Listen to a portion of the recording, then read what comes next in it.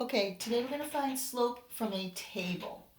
So in order to do that, you need to choose 2 points, just like we did on the graph, and you need to find the slope from those 2 points. Now, when we were using a graph, we connected those 2 points with a right triangle. We counted the rise, which is the change in y, and we counted the x, which is the change in x. Okay, we counted across.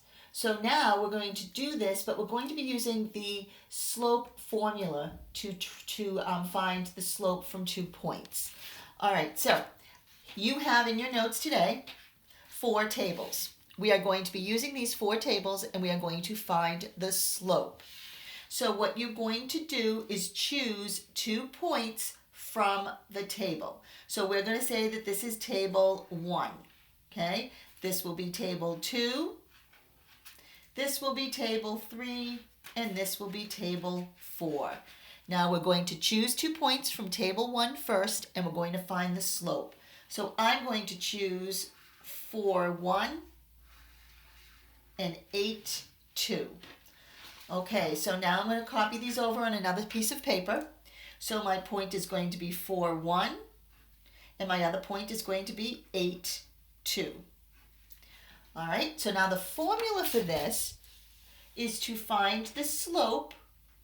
We are going to take the change in y, which would be y sub 2 minus y sub 1. Do not make those exponents because they are not. And we're going to put that over the change in x, which is x sub 2 minus x sub 1. So we're going to try to find the slope by just subtracting those points. Now here's what's really important. You need to label your points so you don't use the same numbers twice. So 4 and 1 is going to be my x1 and my y1. 8 and 2 is going to be my x2 and my y2. So you're going to label your points. It doesn't matter which one you use first and which one you use second. Personally, I just like to work left to right. All right, now, what I want you to do is to put your line in there immediately. Now, we know that we are subtracting, so you put your subtraction symbols in immediately. Now, this is going to become extremely important when we're working with negative numbers. So I'm going to do 2, which is my y2, minus my y1, which is 1. I'm going to take my x2, which is 8, and I'm going to subtract my x1, which is 4.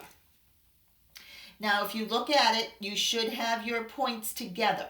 So here is my 2 and 8, and that is a point that I have here, 8, 2. Now remember, x is always on the bottom. So here I have my 4 and my 1 together, which would be that ordered pair, 4, 1. Okay, 2 minus 1 is 1, and 8 minus 4 is 4. So my slope is equal to 1/4. Okay, so that was example number 1. Let's do example number 2. So example number 2, the graph is -2, 6, -1, 3, 0, 0, 1, -3. I'm going to work with some negative numbers this time. So I'm going to circle my first 2 points. Here I use the last 2. Here I'm using the first 2. So I'm going to copy them over on my paper. So that's going to be -2, 6 and -1, 3. And yes, you write that formula down every single time. And then it'll get embedded in your beautiful brains. So I'm going to label. So that would be x1 and y1. And it would be x2 and y2. Draw your line and immediately put in your subtraction symbols. Immediately.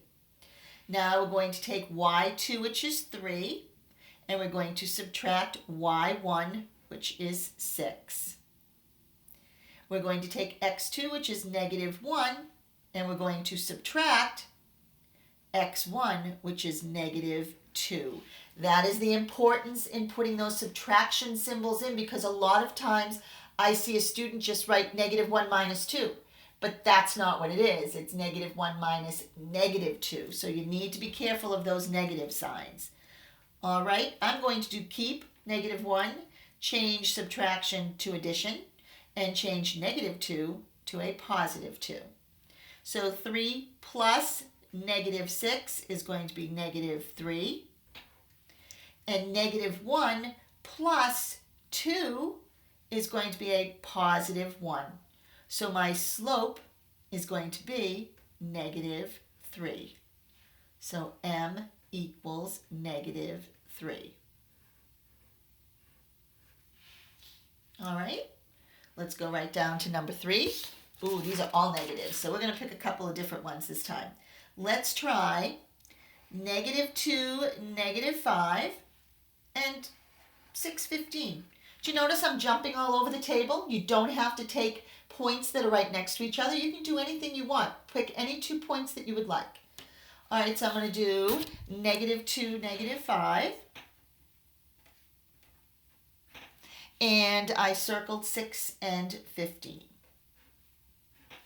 Very important, parentheses and labeling.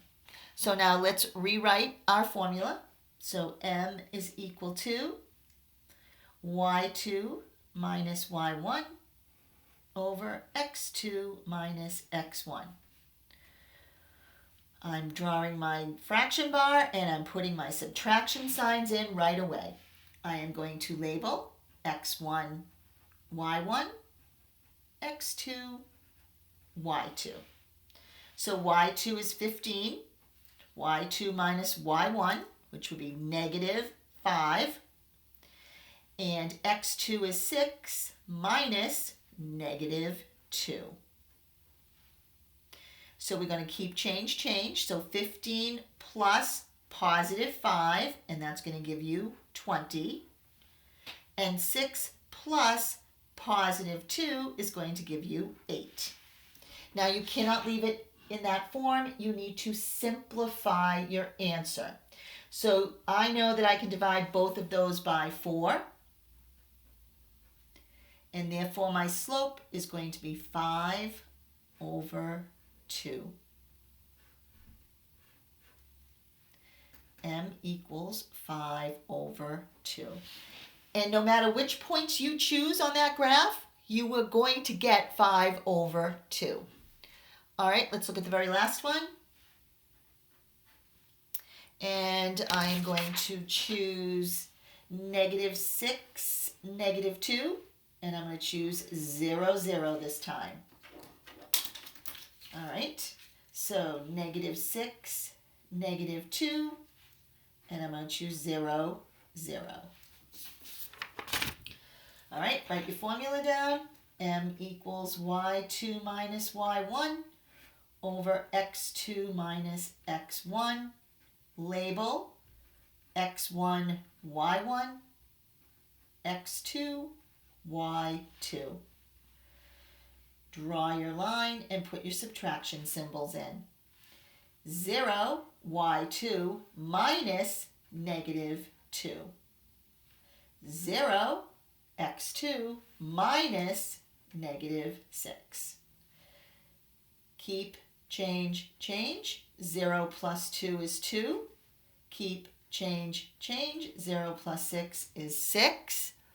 I can divide both of these by 2, and I would get 1/3. M equals 1/3. Okay, that's how we are going to find slope from a table.